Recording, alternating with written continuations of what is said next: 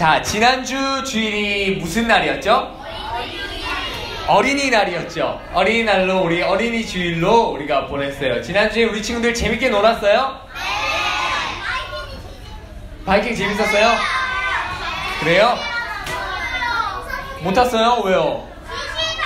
시세에서 안 탔어요? 네, 그런 친구들 열심히 다 타는 거 전사님이 다 봤어요. 자, 그러면 5월 5일이 어린이날이었으면 3일 뒤는 무슨 날이었을까요? 맞아요. 어버이날이었어요. 우리 유년부 친구들은 부모님께 카네이션이랑 감사하다고 사랑한다고 말씀드렸어요?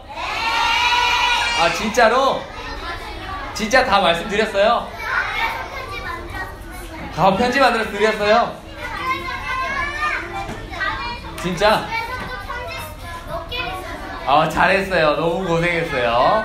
자, 오늘 전도사님이랑은 함께 우리가 부모님께 어버이날을 왜 지키고 그리고 왜 우리가 부모님을 사랑하고 공경해야 되는지 우리가 함께 알아보고 그렇게 말씀을 나눠보려고 해요. 자, 여기서 우리 친구들 부모님을 공경하는 것이지 공격하는 건 아니에요. 네, 공격은 우리 지난번에 성경 퀴즈 대회 할 때 오답으로 나왔던 거예요. 공격이 아니라 공경이에요. 부모님을 공경하는 그것을 우리 한번 알아볼게요. 오늘 우리가 함께 살펴볼 말씀은 모세가 하나님께 받은 10가지 계명이라고 하는 10계명 중에 5번째 계명이에요. 5번째 계명인데 아마 유년부보다 더 어린 유치부나 영유아부 때부터 우리 교회를 다닌 친구들은 한 번쯤은 말씀을 들어봤을 것 같아요. 이맘때쯤에 5월 8일이 있는 때쯤에 항상 전도사님들이나 목사님들이 부모님을 공경해야 됩니다 라는 이 말씀 주제로 설교를 한 번씩은 들어봤을 것 같아요.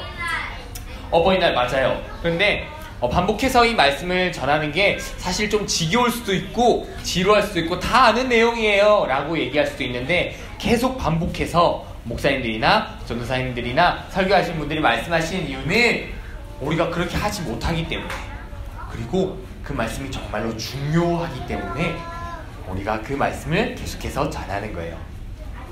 언젠가 전도사님이 출애굽기를 설교할 때 다시 설교하겠지만 출애굽기는 이스라엘이라는 나라의 탄생하는 그 시작점이라고 생각하면 돼요. 요셉이라는 사람이 죽은 후에 요셉의 아버지 야곱과 함께 애굽, 그러니까 지금의 이집트로 이사를 한 70명의 대가족이 이집트에서 쭉 살게 돼요. 쭉 살게 되는데 이 사람들의 숫자가 점점 많아져서 하나님을 모르는 애굽 왕이 생각하게 돼요. 이거 가만히 놔두다가는 우리가 이스라엘한테 지겠는데? 라는 생각을 하게 돼요. 그러자 애굽 왕은 생각을 해서 그리고 지혜는 아니죠. 꾀를 내어서 이스라엘 사람들을 노예로 삼고 일을 시키기 시작해요. 이렇게 피라미드도 짓게 하고, 피라미드를 지었는지 모르겠지만 많은 건축물과 구조물들 짓게 하고 되게 힘들게 이스라엘 사람들을 힘들게 했어요. 그래서 너무 힘들어서 이스라엘 사람들이 하나님 제발 살려주세요. 하나님 너무 힘들어요. 하나님 좀 살려주세요. 라고 모세가 아니라 이스라엘 백성들이 부르짖었어요. 그런데 그 부르짖음을 하나님께서 들으시고 모세라는 사람을 이스라엘에게 보내셔서 여러 가지 일들을 겪은 후에 10가지 재앙 이후에 이스라엘이 애굽을 탈출하게 돼요. 그래서 우리가 이 성경을 출애굽기, 애굽에서 나왔다고 해서 출애굽기라고 부르는 거예요. 출애굽을 한 후에 이스라엘 백성들이 걸어서 3달 만에 시내산이라는 곳에 도착해요. 오, 되게 무서운 것 같아요. 맞죠? 시내산이라는 곳에 도착하는데 여기서 모세가 하나님께 말씀을 엄청 많이 듣게 돼요. 성막을 지어라, 이렇게 제사를 드려라, 너희 이렇게 살아라 라는 말씀을 이렇게 막 말씀하시는데 그 중에서도 가장 중요하기도 하고 가장 기본이 되기도 하는 가장 기준이 되기도 하는 10가지 계명을 모세에게 하나님께서 주셨어요. 10계명은 10가지 계명인데 첫 번째부터 네 번째 계명까지는 하나님과 사람과의 관계에서 하나님께서 말씀을 하셨어요. 우상을 섬기지 말라든지, 유일하신 하나님 외에 다른 신을 두지 말라든지, 우상을 섬기지 말라든지, 안식일을 거룩히 지키라든지, 그렇게 이제 하나님께서 사람과 하나님과의 관계에서 계명을 허락해 주셨어요. 그리고 5번째부터 10번째 계명까지는 사람과 사람 사이의 계명을 허락해 주셨어요. 우리가 오늘 살펴볼 말씀은 이 사람과 사람 사이에 계명을 주신 가장 첫 번째인 5번째 계명인 부모를 공경하라 라는 말씀을 우리 알아보려고 해요. 그렇다면 왜 하나님께서는 사람과 사람 사이의 계명에서 부모님을 공경하는 것을 가장 첫 번째로, 왜 가장 첫 번째로 부모님을 공경하라고 하셨을까요? 거짓말하지 않거나 사람을 때리거나 미워하지 않거나 아니면 다른 사람의 물건을 훔치지 않거나 이런 말씀들을 사람과 사람 사이에서 더 중요한 것 같은데 하나님께서는 부모님을 공경하라는 말씀을 왜 5번째 계명, 그러니까 사람과 사람 사이에서 첫 번째 계명으로 주셨을까요? 사실 10계명을 지켜야 하는 중요한 대상들은 우리 유년부 친구들도 있겠지만 사실 30대부터 50대 정도 되는 어른들에게 주신 말씀이었어요. 왜 그러냐 하면 10계명의 말씀들을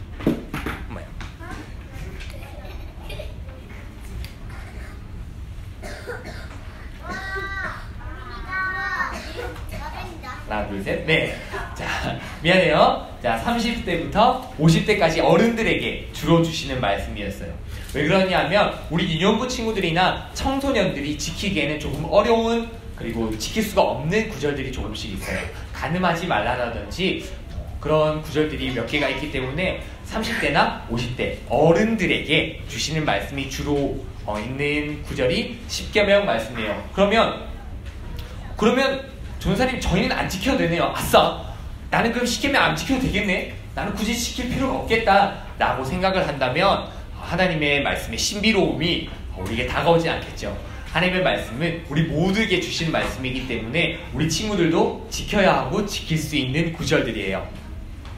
오늘 우리가 읽은 말씀에 공경하다라는 말의 뜻은 공손하게, 조심하며 섬기고 정중하게 받드는 것, 정중하게 모시는 것이라는 뜻이 있어요.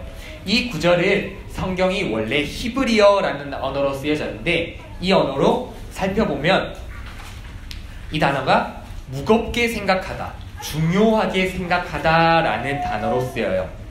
그런데 이게 사람이 아니라 하나님께 쓰이게 되면 경외하다라는 단어로 쓰여요.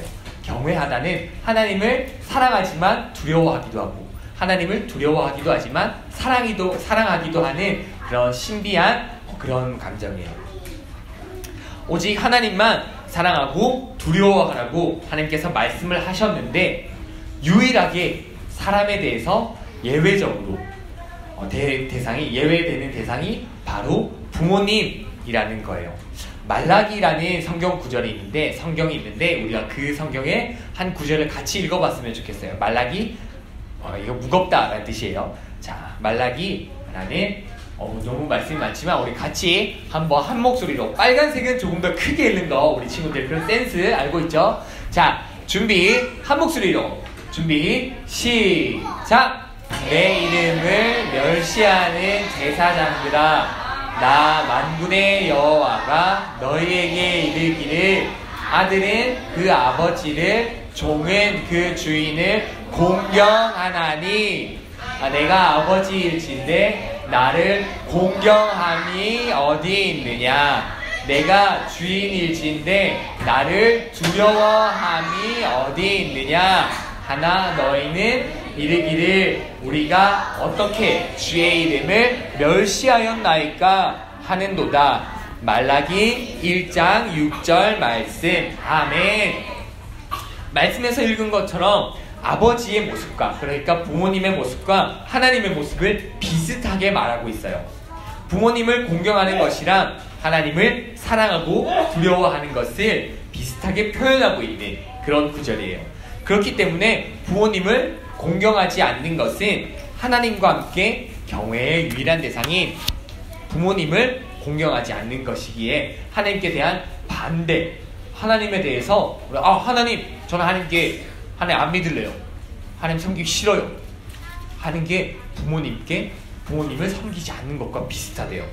그런데 이렇게 그냥 막 부모님을 섬겨, 너 부모님 섬겨, 부모님 안 섬기면 너 큰일 나 라고 하면 뭔가 좀 너무 강제적인 것 같고 강압적인 것 같아서 별로 지키고 싶은 마음이 별로 없어요. 원래 공부를 하고 싶을 때 해야 되는데 우리가 공부를 잘 하지 않거나 숙제를 잘 하지 않는 이유는 우리 다 엄마가 갑자기 숙제하라고 시켜서 그런 거예요. 우린 공부하고 싶고 숙제하고 싶은데 하필 그 타이밍에 엄마가 공부하라고 해서, 우리는 숙제하라고 해서 우리는 더 하기 싫어지는 것 같아요. 맞죠? 맞죠? 우리 다 공부하고 싶고 공부 잘할 수 있잖아요. 숙제 잘할 수 있잖아요. 맞죠? 그럼요. 우린 다 잘할 수 있어요. 그런데 우리는 너무 강제적이라서 못하는 거예요. 그래서 하나님께서 그러면 이렇게 강제적으로 말씀하시기만 하신 것은 아니었어요. 하나님은 부모님을 섬길 때 축복을 약속하셨어요. 하나님께서 주신 땅에서 우리의 생명이 길 거라고 그렇게 말씀을 하셨어요. 이 사진은 우리 한국에 있는 장수마을 어르신분들의 사진을 가져온 거예요. 그 땅을 주시고 하나님께서 그것에서 오래 살 것이라는 말씀이 왜 축복이냐면, 부모님으로부터 물려받은 땅은 하나님께서 이스라엘 백성들을 다른 나라들이랑 이방 나라들이랑 구별해서 선택하신 하나님의 백성임을 보여주시는 증거이기 때문에 축복이 될 수 있어요. 그리고 무엇보다 우리에게 가장 큰 선물인 생명을 주신 분은 하나님이시죠. 우리에게 가장 큰 선물을 주신, 생명을 주신 분은 하나님 맞죠? 네. 그런데 우리에게 생명을 주실 때 누구를 통해서 주셨을까요? 예수님, 맞아요. 영적인 생명을 예수님을 통해서 주셨네. 맞아요. 우리 육체적으로는 우리 부모님으로부터 우리 생명을 받았어요. 맞죠? 맞죠? 우리 부모님을 통하지 않고 우리가 여기에 있는 사람은 아무도 없죠? 네, 그러면 큰일 나요. 우리가 부모님 없이 이렇게 낳았다 하면 우리는 큰일 나는 거예요. 네. 그렇기 때문에 우리가 부모님을 공경하고 섬기고 사랑할 수 있는 이유는 우리에게 생명을 주신 하나님께서 사용하신 도구가 우리 부모님이시기 때문이에요. 우리가 부모님을 공경하고 섬기고 사랑할 때 우리는 우리의 친구들과 이웃을 사랑하는 나머지 계명들, 6계명부터 10계명, 10번째 계명까지를 모두 지킬 수 있게 되는 거예요. 10계명의 중간인 5번째 계명이 부모님 공경이라는 것은 하나님과 사람 사이의 관계, 그리고 사람과 사람 사이의 관계에서 부모님을 공경하는 것이 가장 기본이 되고 가장 중요한 구절이기 때문에 하나님은 중간에 부모님을 공경하라 라는 말씀을 주셨어요.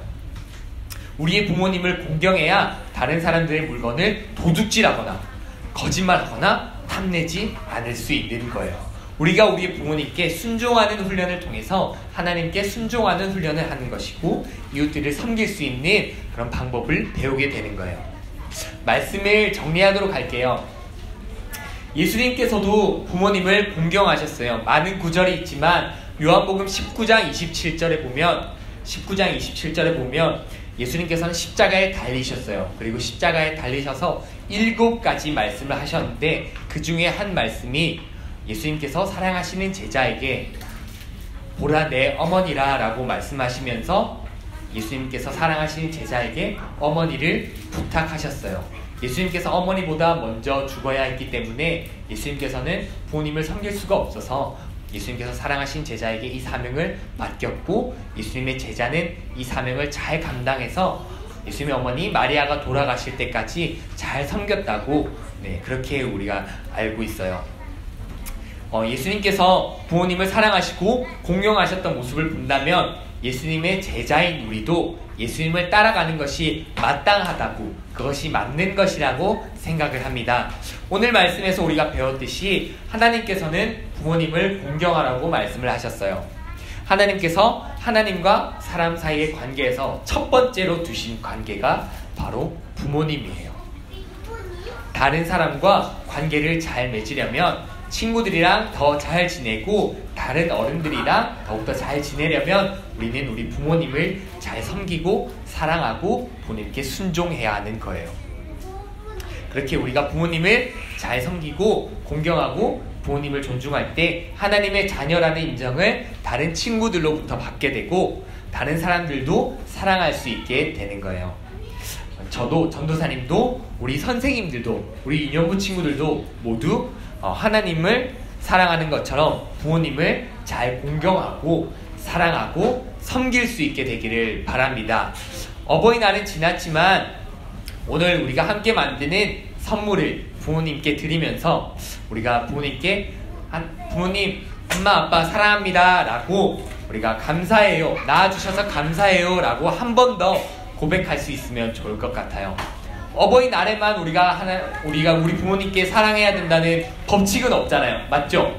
부모님을 사랑하면 계속해서 사랑한다고 이야기하면 되는 거예요. 그렇게 우리가 오늘 함께 만든 선물을 드리면서 의미 있는 선물과 함께 사랑한다고 감사하다는 그런 말씀을 드리면서 그렇게 우리가 오늘 배운 말씀대로 부모님을 잘 공경하는 우리 모든 유년부 친구들 될 수 있기를 우리 주님의 이름으로 간절히 소망합니다. 아멘. 아멘으로 하나 하면 좋겠어요. 아멘. 좋아요. 우리 모두 부모님을 잘 섬길 수 있을 것 같아요. 그러면 우리 이 시간 말씀을 놓고서 함께 기도할게요. 우리 친구들 손 모으고 눈 감고 전도사님이 기도할게요.